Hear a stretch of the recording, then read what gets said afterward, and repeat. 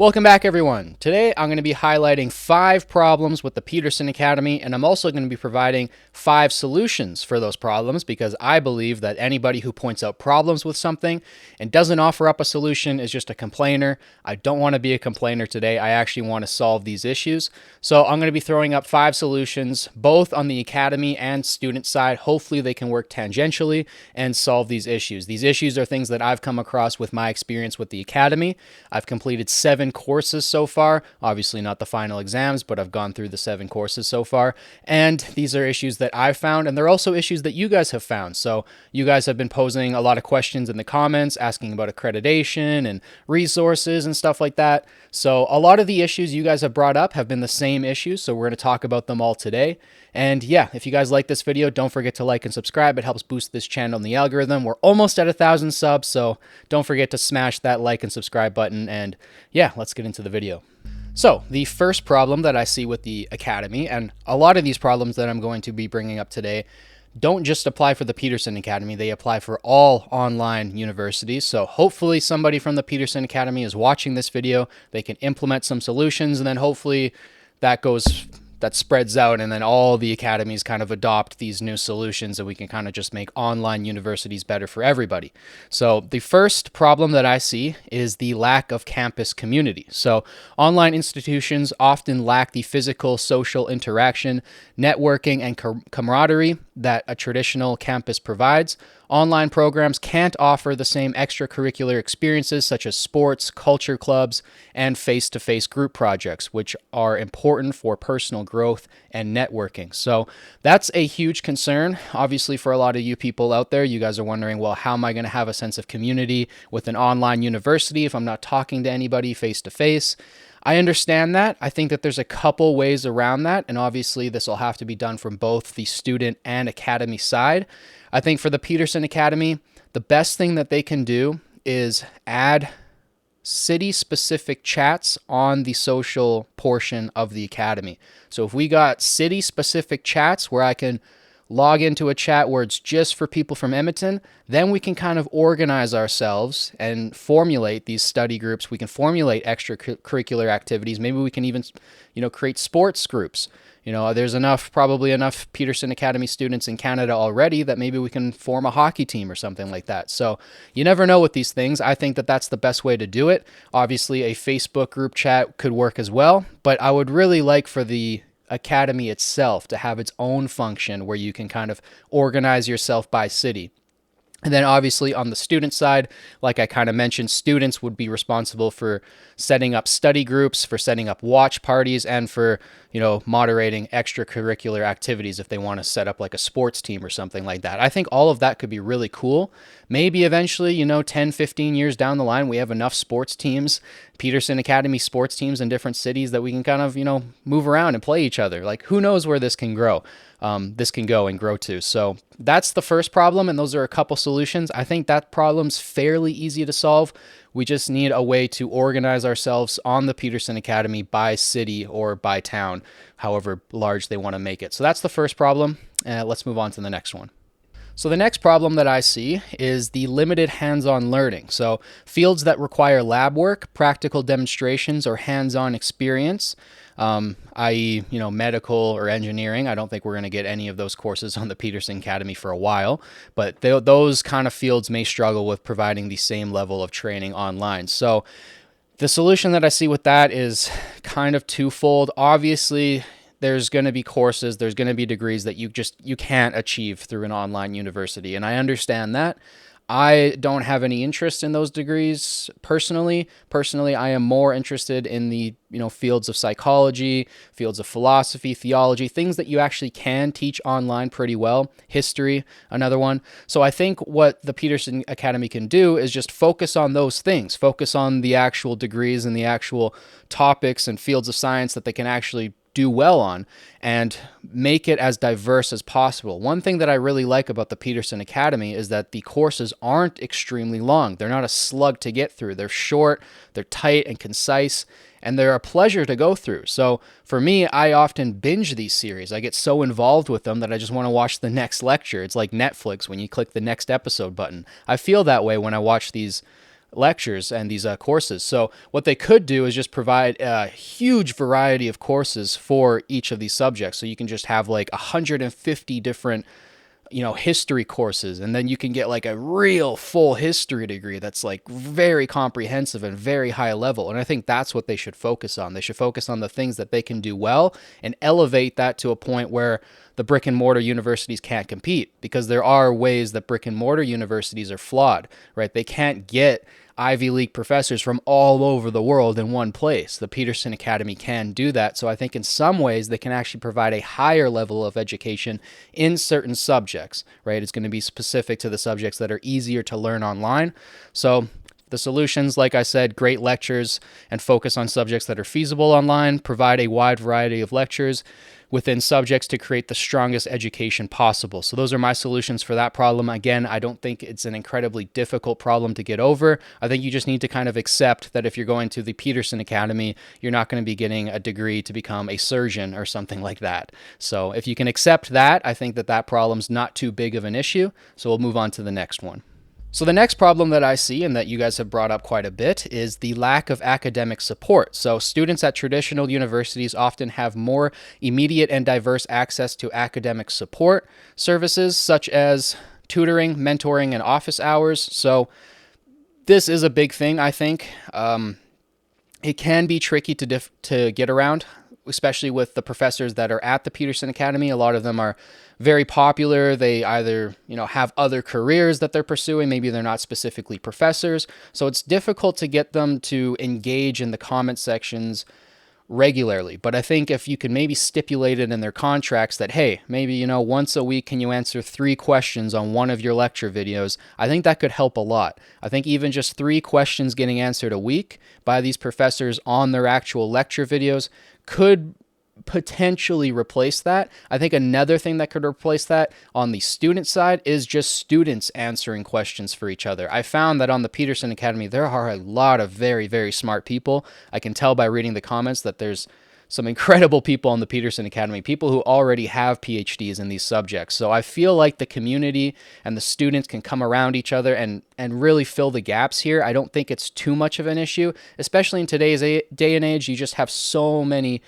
different tools at your disposal. You have access to basically everything on the internet. So most problems you'll be able to solve on your own, right? GPTs, ChatGPT and stuff is getting better. So you could probably ask something like that. Maybe the Peterson Academy can come up with their own professor-specific GPTs so that you can actually talk to a Jordan Peterson ChatGPT and get answers that way. That could be a possible solution. I think that could be quite interesting. Obviously, it'd have to be done well and tested thoroughly. You don't want to get, an AI in there that's giving people wrong answers, but I think that could be a possible solution for the lack of academic support. So we'll move on to the next problem. The next problem that I see, and you guys have posed a lot as well, is the limited access to campus resources and technological barriers. So I'm kind of pairing 2 together here, but brick and mortar universities offer access to libraries, labs, and study spaces, which may be harder to replicate online. So libraries, that's a big thing. I think the Peterson Academy, they have 3 recommended books for each course, and I don't think that that's enough. I think you should have 5 to 10 recommended books for each course. I also think that there should be more exhaustive reading lists provided on the Peterson Academy. If they would like help with doing that, I'm kind of a list expert. I make a ton of lists, whether it's for films, books, music. I consume maybe 50 to 100 lists a day. I'm just constantly grinding lists. So if they need help with that, that's something that I could offer myself up to help with. But I think more book lists on the Peterson Academy would help, not even just specific to courses, but specific to, just general fields. Like if you could just list like 100 great history books and have that on the Academy as a resource for people, I think people will go out and buy those books. Now, not everybody has money to go out there and buy books and accumulate a huge library for themselves personally. So how do you get around that? Well, obviously local libraries could help. Maybe a discounted subscription to libraries, maybe a discounted Audible subscription could help. Another thing that I think could be a potential solution is if these study groups get formed in specific cities, maybe you have one student that actually has, a pretty big personal library. Maybe he doesn't mind lending his books out to fellow students. Maybe you guys can create something that way. And list of free audiobooks, that would be another solution. So if you can provide a list, I know a lot of people don't like to read, and audiobooks are a pretty easy way to consume content, especially for people who are very busy, which might be some of the students on the Peterson Academy. Maybe providing a list of free audiobooks, especially audiobooks that are of books that you're recommending for the courses. I think that could be useful as well. Again, I think just more and more lists will help, and just having those study groups, because like I said, labs and study spaces, like just having an area to study. Maybe you live in a place where your neighbors are really noisy, like where I live, and it's hard to study sometimes. Maybe getting out of your house and going to somebody else's place where they have a quieter study space and you could study with them. That could be a solution. So that would have to build off of the back of the lack of campus community that I talked about for the first problem. That would have to build off of the back of that. But I think that this is a solvable solution, or a solvable problem. Technical barriers, what I mean by that is that there's going to be people who don't have access to technology to get onto the Peterson Academy and actually take these courses. Obviously, if you're watching this video and you have a phone or a laptop or a computer, an iPad, you have any piece of technology, you'll be able to access the Peterson Academy.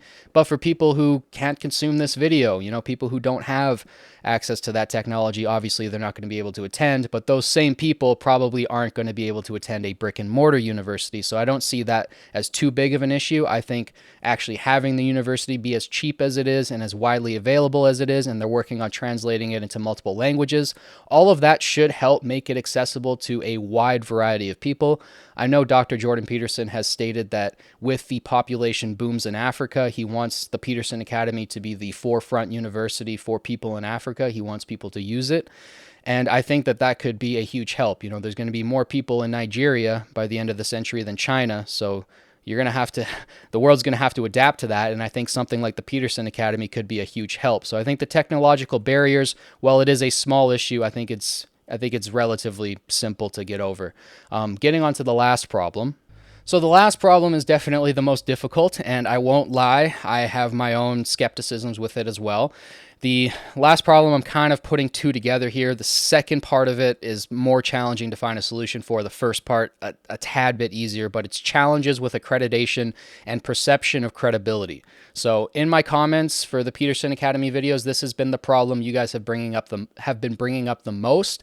A lot of you guys are concerned with the lack of accreditation, and there have been some people that have said, like, even if you guys get a bachelor's degree, even if this does get accredited, a lot of employers are not going to see it as credible. And I'll get to that in a second, but I want to address the challenges with accreditation first. So online universities may face challenges in gaining and maintaining recognized accreditation, which can impact their reputation and students' qualifications. Some employers or academic institutions might still perceive online degrees as less credible or rigorous compared to those from traditional universities. That's my little blurb on accreditation. So Jordan Peterson has come out recently in 2 podcasts and said that he has multiple institutions interested in accreditation. So I am confident that accreditation will come. However, if accreditation never comes and you never get an actual bachelor's degree out of the Peterson Academy, I myself won't feel like it's a waste of money. I won't feel like I got scammed or anything like that, because I know what I'm learning, and I know already with just the 7 courses that I've taken that this has already been worth my money, just knowledge-wise, for what I've gained out of this course. So for me, it's not the biggest deal to get accredited, but I know for a lot of people, that's their biggest concern. They want to get something out of this. Now, like I said, I am very confident in that happening. However, the other thing that Jordan Peterson promised is either accreditation or he's going to go direct to employers. So if he does go direct to employers, you're going to get a job that way. Now, you might say, well, employers aren't going to want Peterson Academy students, and that kind of gets more into the credibility question, and that's fair. That's a fair counterpoint. And what I would say, just for myself, this is speaking purely for me, so this is not for you guys, purely for myself, I would never want to work somewhere that wouldn't want a Peterson Academy student. I don't care if it's a higher paying job, if it's a more credible job, I don't care. I would want to be somewhere that would want a Peterson Academy student for myself. So for me, money's not that big of an issue for me. I don't really care about buying stuff. God forbid this channel blows up. I hope it does. If I ever get to a point where I'm making a ton of money, you won't be seeing me driving around in fancy cars like Andrew Tate. If anything, I'll be buying more books. So for me, making the most money isn't really my goal. My goal is to learn the most I can and to teach it to you guys, to put it back out there. That's the goal of this channel, at least. So for me, the credibility portion doesn't really matter to me. I don't really care if employers find Peterson Academy as a credible university or not.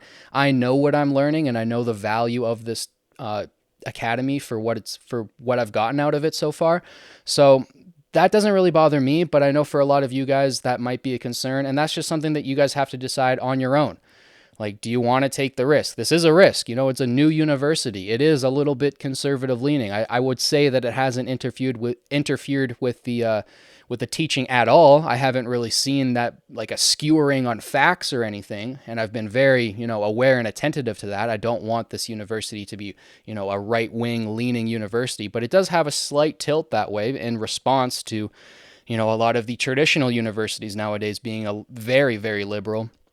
And I found that was stunting my growth. When I was going to university, I found that it was so liberally driven that I was just being preached to. I wasn't actually being taught anything. The facts were being completely skewered for me.